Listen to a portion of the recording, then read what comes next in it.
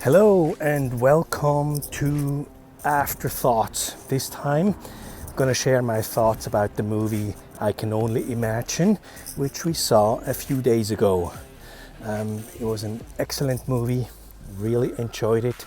It was an emotional movie, it was a deep movie, and it touched on subjects that we human beings can all relate to.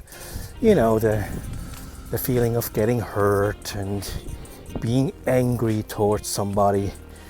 In the movie it was Bart who was angry with his father because he abused him, and the movie clearly illustrated the power of music, the power of forgiveness, and the power of God.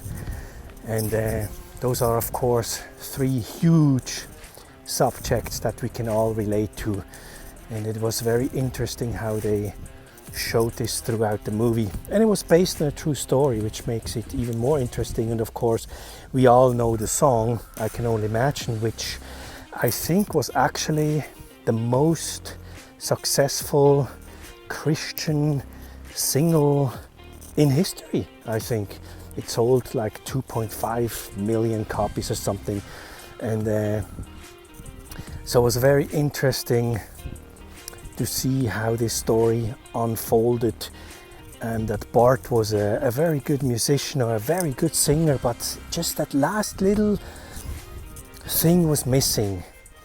And that country singer, I forgot his name, I think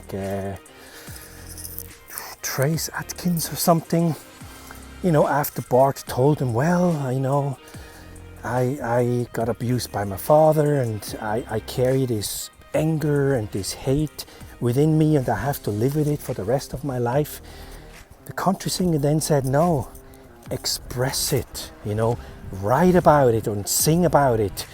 And that's what Bart ultimately did, and that's where this super song came from, and it was very successful. And that's how art works, you express something from your soul or from your heart, and that's what he did. And that's why this song was so successful, because people felt that. It's a very mysterious thing, but people connected to the song. And I would say the whole subject about carrying anger against somebody, I think I don't have that anymore. I dealt with all those subjects long time ago, and also I had an advantage because, as you know, I'm a filmmaker, but I'm a screenwriter at heart, and I expressed all my anger and all the issues I had. I expressed throughout all my screenplays. I've wrote about 20 feature films, so there's a lot of space to express any sort of feelings and issues. So that's what I did through my writing. And also, of course, the movie made it very clear the power of forgiveness. And also his father, there was this powerful line when his father, who finally kind of discovered God, he researched it and he read the Bible, even though he didn't really understand what was being said there. But the powerful line he said is, if God can forgive me, why can't you? And Bart, technically it should have been easier for him to forgive, because he was much closer to God throughout his life and through his singing and everything, singing worship music and stuff.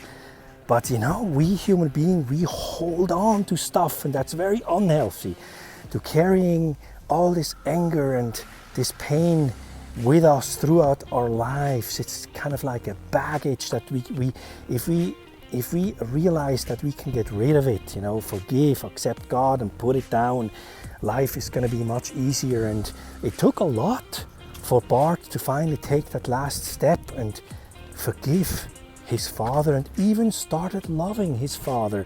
It was a very, very touching story. And then he wrote that song, and that was then ultimately the success story, of this entire journey.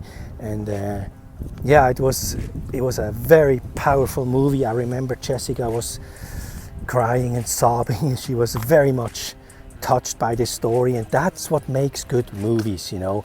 And of course, it was based on a true story as well. And yeah, those are the movies I like, the movies that have substance, that makes you think after you saw the movie. And this movie definitely made me think. I actually had to think about, are there any people I have to forgive, or do I hold grudges or pain? And as I said earlier, I pretty much expressed it all through my writing, so I'm good. But I can definitely recommend that movie.